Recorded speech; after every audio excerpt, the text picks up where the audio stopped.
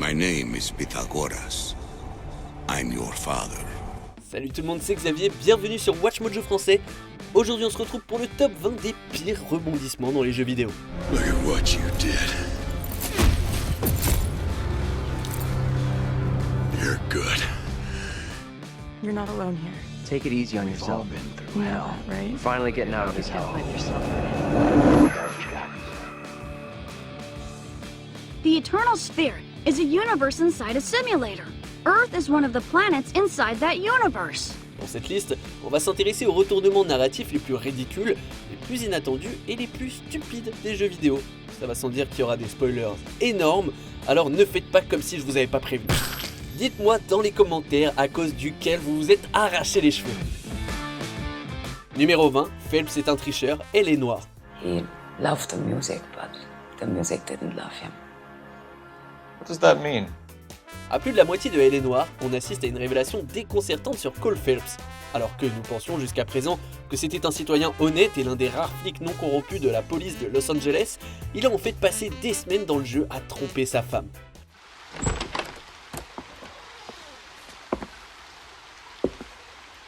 Oui, Phelps a eu une liaison adultère avec la chanteuse de salon allemande Elsa Lichtmann. Cette nouvelle est aux grandes dames de sa femme, de ses enfants et de tous ses collègues, car nous sommes à la fin des années 40 et la Seconde Guerre mondiale vient de se terminer. Bien que nous voyions Phelps parler à Elsa et lui rendre visite tard dans la nuit, sa tromperie sort de nulle part. Ça rend le fait de jouer son rôle à partir de ce moment-là incroyablement frustrant. I can't stand it, Cole! Numéro 19, Rourke est vivant, Call of Duty Ghosts. If you make it out of this, kid, come find me. Les histoires de vengeance peuvent donner lieu à d'excellents scénarios de jeux vidéo, mais pas lorsqu'elles sont exécutées de manière aussi brutale que dans Call of Duty Ghosts. Après avoir été prétendument abandonné par ses coéquipiers avant les événements de Code Ghosts, Rourke a subi un lavage de cerveau et a été transformé en une machine à tuer ultime.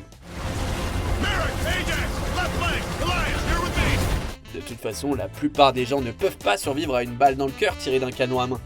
Ajoutez à cela une chute dans une rivière déchaînée depuis l'intérieur d'un train qui déraille et il se promène comme ça? Non, juste non. Look at what you did. You're good. Numéro 18, le monde entier est un jeu vidéo, Star Ocean till the end of time. The very existence of entities like these is causing massive bugs in the Eternal Sphere itself. Tell me what's wrong with eliminating flawed code. Flawed code? Ce n'est jamais bon signe quand un jeu vidéo essaye d'être trop méta, et c'est particulièrement vrai lorsque le jeu souffre déjà d'une écriture bâclée. Pour connaître au scénariste le mérite d'essayer de rendre les choses intéressantes. Malheureusement, le rebondissement de l'intrigue est horrible. The Eternal Sphere is a universe inside a simulator. Earth is one of the planets inside that universe. Il s'avère que le monde entier n'est qu'un univers de jeux vidéo créé par des créatures de la 4e dimension et que votre groupe n'est qu'une intelligence artificielle suffisamment avancée pour avoir une conscience de soi. Ça sape tout ce qui s'est passé dans le jeu auparavant quand vous réalisez que rien de tout cela n'avait aucune importance. Now that I don't understand either. Numéro 17, Quiet respire à travers sa peau, Metal Gear Solid 5 de Phantom Pain.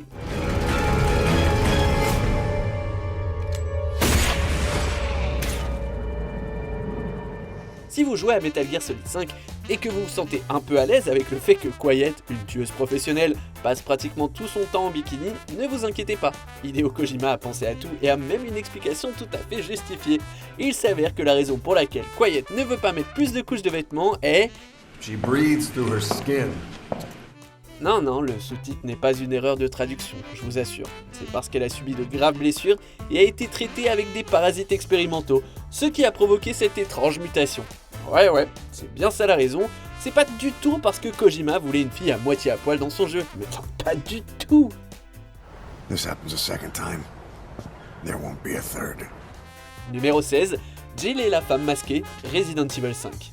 Damn it, where's Jill? Jill? Maybe I'll tell you, maybe I won't.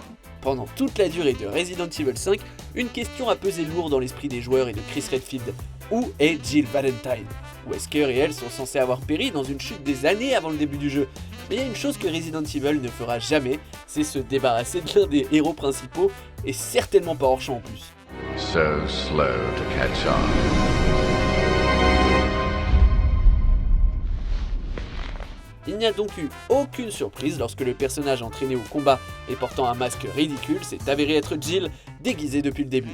Aussi intéressant que ça puisse être d'opposer Chris et Sheva à la maîtresse du déverrouillage, tout le monde a vu venir ce retournement à des kilomètres. Now, let's finish this once and for all. Numéro 15, Desmond prend la vie de Lucy, Assassin's Creed Brotherhood. I think we've been wrong all along. That's why we need to get out of here.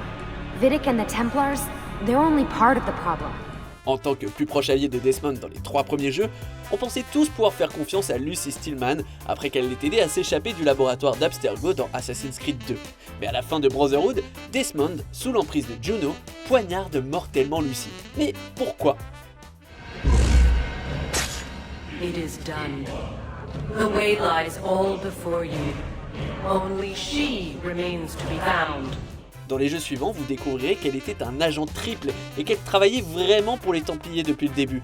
Ce rebondissement est mauvais, non seulement parce qu'il a été mal exécuté, les joueurs devant attendre des années pour découvrir la vérité, mais aussi parce que Lucy était l'un des meilleurs personnages, et éliminer un personnage incarné par Kristen Bell est toujours injustifiable. Get in. You're joking. It's for your own protection. Oh, man. We're almost there. Numéro 14, votre fils est un vieil homme, Fallout 4. Sean. Oh my god. It's really you. Who are you? Après avoir été enfermé dans un tube de cryostase, vous assistez à la mort de votre conjoint, qui se trouve dans la nacelle d'en face, blessé mortellement par un mystérieux duo qui enlève votre fils en bas âge. Vous passez le premier acte de Fallout 4 à essayer désespérément de le retrouver quelque part dans le Commonwealth. Mais lorsque vous parvenez enfin dans l'institut clandestin, vous êtes confronté à un choc. Sean n'est plus un jeune garçon. It's me. I am Sean. I am your son. Il a 80 balais, c'est le chef de l'institut qui se fait appeler père, et il pourrait être le méchant principal si vous vous rangez du côté de l'une des 3 autres factions. Pourquoi y aurait-il une option pour combattre l'enfant que vous voulez sauver ? Qui a pu croire que ce serait une bonne idée ? I know you've been through so much. I'm pleased to see it has not impaired your judgment.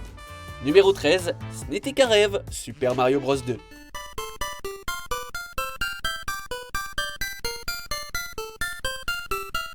Bien qu'elle explique les mécanismes et le style bizarre du jeu, la fin de Super Mario Bros 2 est on ne peut plus décevante. Après avoir vaincu le dernier boss, vous entrez dans une pièce où vous débouchez un pot, libérant ainsi une bande de fées qui étaient piégées à l'intérieur pour une raison quelconque. Il est alors révélé que le jeu entier, c'était le rêve de Mario.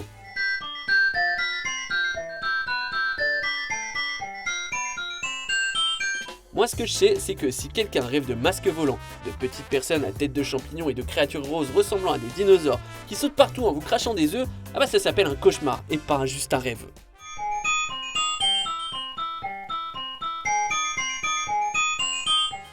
Numéro 12, Pythagore est votre père, Assassin's Creed Odyssey. It was your plan to seal this place, and I agreed to help. That was before I realized what we would uncover about the first civilization. The creation of humankind. Maintenant qu'on a parlé d'un fils disparu, voici un jeu qui traite d'un père disparu. Au début d'Assassin's Creed Odyssey, vous découvrez que Nikolaos, le loup de Sparte, n'est pas le père biologique du personnage que vous avez choisi d'incarner, que ce soit Cassandra ou Alexios.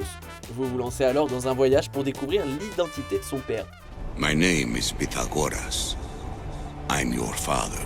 Par un étrange coup du sort, vous découvrez que le père, c'est le mathématicien grec Pythagore. Le savant vit sous terre, près de la porte de l'Atlantide depuis des siècles, maintenu en vie par un autre morceau d'Éden. On n'a jamais compris pourquoi Ubisoft a décidé de faire de Pythagore, célèbre philosophe et réformateur, le père semi-immortel du héros de Odyssée, plutôt que n'importe qui d'autre. I'll bring them back, but I still have questions for you. Numéro 11, vous étiez fou depuis le début, The Dark Pictures Anthology, Little Hope. You're not alone here. Take it easy on We've all yourself. been through You know hell. that, right? We're finally getting out of this hell. Blame yourself. Des questions intrigantes vous entraînent dans Little Hope. Pourquoi ressemblent-ils aux habitants de la ville d'il y a des centaines d'années ? Pourquoi sont-ils tourmentés par leurs ancêtres zombifiés ?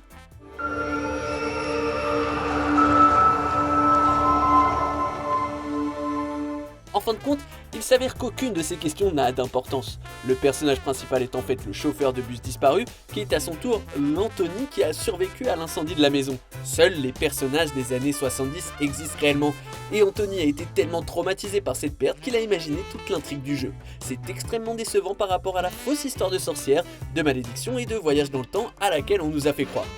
Excuse me, but we're looking for our bus driver. What? Have you seen him? Yeah, that's funny. Numéro 10, l'internet est une chose vivante, Indigo Prophecy. Humanity's fate for the next 10,000 years depends on the fate of that child. A new golden age, peace and security, or the reign of ice, of terror and death. Indigo Prophecy est un jeu d'action et d'aventure rempli d'une narration compliquée pour rien et de rebondissements ridicules. Difficile de choisir un mauvais twist qui se démarque des autres, surtout lorsqu'il y en a tellement. Mais je vais essayer. What's worse, you showed yourself openly to him. And all for nothing. It's just... I was unaware of certain factors, my lords. Le plus excentrique, je dirais que c'est l'introduction du clan pourpre, un groupe de créatures issues d'Internet, qui est en fait un être sensible capable de ressusciter les morts pour déclencher un complot visant à geler le monde entier. Et aussi, pour une raison que je ne comprends pas, les membres du clan pourpre sont en fait jaunes. C'est logique, non? Oh, I forgot one small detail. When we brought you back to life, we added a module within your cortex. It's impossible to kill you, as you are already dead. Numéro 9, Melissa Bergman et Mother Brain, Metroid Other M. What's your name?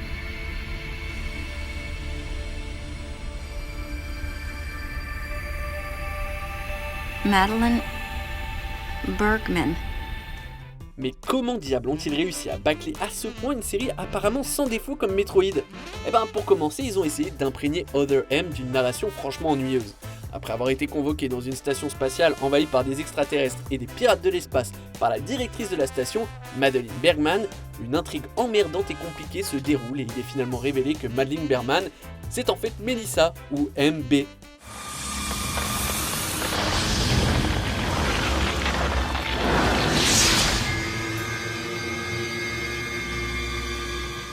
Un androïde créé par la vraie Madeleine Bergman et qui a développé les émotions de haine humaine de Mother Brain. Vous avez compris du coup? Melissa Bergman égale MB égale Mother Brain. Ouais, moi non plus j'ai pas été si impressionné que ça.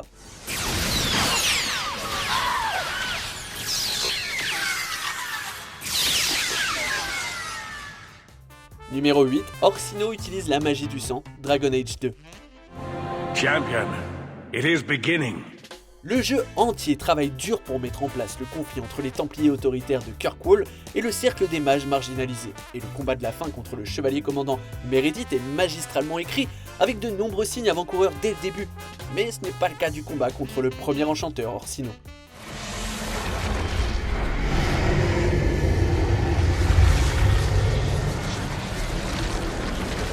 Je peux croire à la descente de Meredith dans la folie, mais je n'accepte pas qu'Orsino décide soudainement, à la fin du jeu, d'utiliser la magie du sang, devenant ainsi une abomination que vous devez également combattre. Ça n'a aucun sens qu'Orsino fasse ça.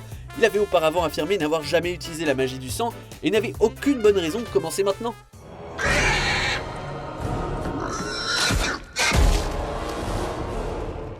Numéro 7, Raiden est en fait le personnage principal, Metal Gear Solid 2, Sons of Liberty. Secure the breach in the area. General alert to all personnel. Après l'accueil critique réservé à Metal Gear Solid et la sortie récente de la plus puissante PS2, les fans étaient fous de joie à l'idée de découvrir le deuxième chapitre de la saga d'espionnage de Solid Snake. This is Snake. Do you read me, Otacon? Loud and clear, Snake. Il s'en est suivi l'un des plus grands rebondissements de l'histoire des jeux vidéo. Après avoir contrôlé l'emblématique Snake le temps d'une mission, vous êtes rapidement propulsé dans la peau de Raiden pour le reste du jeu, un remplaçant un peu pleurnichard qui n'y fait pas le figure en comparaison. Metal Gear Solid 2 reste une expérience géniale, mais les joueurs ont été surpris et, on va se l'avouer, un peu déçus. The terrorists call themselves Sons of Liberty. Sons of Liberty? The name of their leader is Solid Snake. Numéro 6, le catalyseur, Mass Effect 3. What? Where am I? The Citadel. It's my home. Après 3 jeux incroyables, Shepard atteint enfin le véritable chef des Reapers, le Catalyseur, une IA qui ressemble à un enfant. Le Catalyseur, qui vivait à l'intérieur de la citadelle pendant tout ce temps, présente un argument pour les Reapers si convaincant que l'histoire prend une tournure complètement différente. Without us to stop it, synthetics would destroy all organics. We've created the cycle so that never happens. That's the solution. Les Reapers veulent récolter toutes les vies organiques tous les 50 000 ans, et si vous décidez soudainement qu'ils ont raison de le faire, vous pouvez accepter ce plan. C'est une façon simpliste et décevante de conclure la trilogie, et les autres fins ne sont pas beaucoup mieux non plus. Vous pouvez détruire toute vie synthétique dans la galaxie, ou fusionner spontanément la vie synthétique et organique. Le meilleur avantage de cette dernière option, c'est que tout le monde aura des yeux verts maintenant, ouais, youpi. As a galaxy, we can now live the lives we have wished for. Numéro 5, le bras mécanique, c'est votre femme, Bionic Commando. Emily.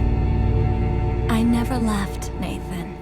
Le reboot de Bionic Commando de 2009 est rempli de moments qui font grincer des dents, comme le remodelage douteux des dreadlocks de Rad Spencer ou le jeu des acteurs, mais rien n'est pire que la révélation de la disparition de la femme de Spencer et des origines de son bras mécanique.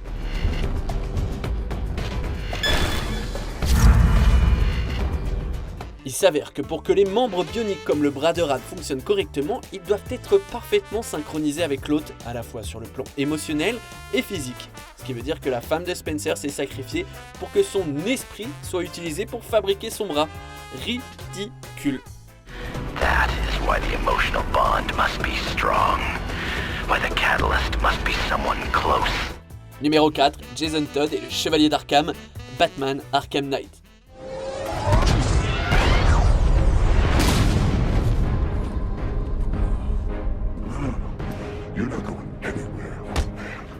Qui aurait pu deviner que l'énigmatique Chevalier d'Arkham, c'était l'ancien Robin Jason Todd? Eh ben, il s'avère que tout le monde l'a deviné, parce que c'était franchement évident dès le début. What's the matter? Lost for words? I expected more. I'm hurt. Bien que Jason Todd soit à peine mentionné dans Arkham Asylum ou Arkham City, Batman est soudainement accablé par le chagrin de la fois où le Joker a pris la vie de Jason. Bruce a même des visions de son protégé dans tout Gotham. Le fait que le Chevalier d'Arkham en sache tellement sur Batman qu'il ne pouvait être qu'un ancien Robin n'a pas aidé non plus. Il n'y a jamais eu aucun doute que le méchant, c'était Jason. Et dire que Rocksteady avait affirmé qu'il s'agissait d'un tout nouveau personnage. Franchement. It's not too late. We can fix this. Together.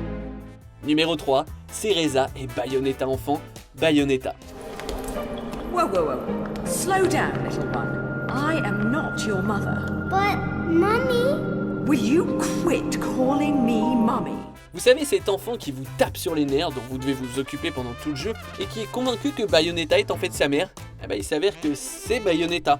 You had to see yourself once more. Cereza a été transportée dans le temps à cause d'un complot incroyablement compliqué, pour rien d'ailleurs, visant à restaurer les souvenirs de Bayonetta. Tout ça parce qu'elle a oublié la majeure partie de sa vie avant d'être enfermée pendant 500 ans. La révélation que Cereza est en fait Bayonetta est problématique car elle rend l'histoire beaucoup plus difficile à suivre. Même s'il est facile de voir à quel point elle se ressemble depuis le début, il est beaucoup plus difficile de comprendre comment tout ça peut avoir un sens. Not yet.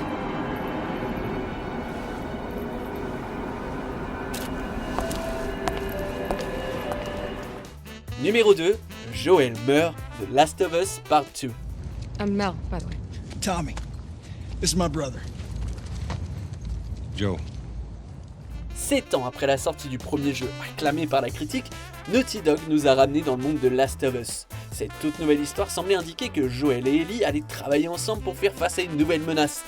Mais ce n'est pas ce à quoi nous avons eu droit. Joel est éliminé de façon permanente après seulement 2 heures dans l'histoire principale. Get off me!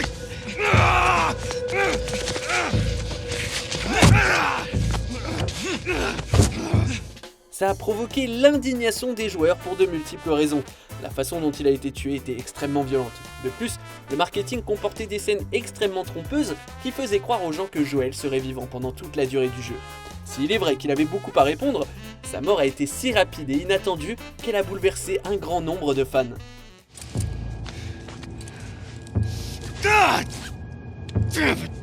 Avant de dévoiler notre numéro 1, voici quelques mentions honorables. Monsieur X est le Dr Willy, Mega Man 6. Tous les fans de Mega Man savaient exactement ce que Capcom allait faire.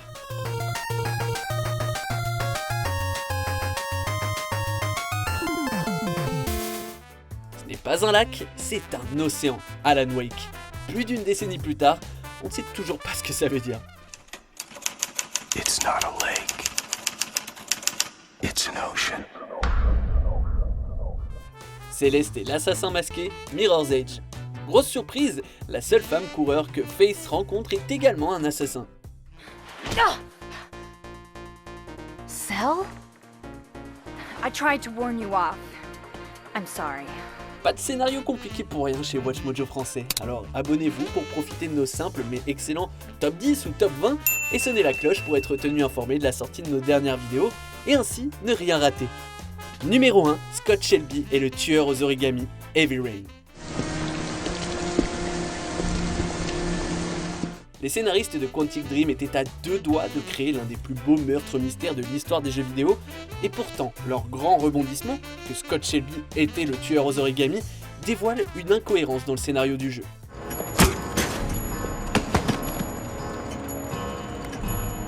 Dans le magasin d'horloge, Scott a apparemment assassiné Manfred et pourtant, lorsque vous entrez dans l'arrière-boutique du magasin en contrôlant Scott, Manfred est déjà mort.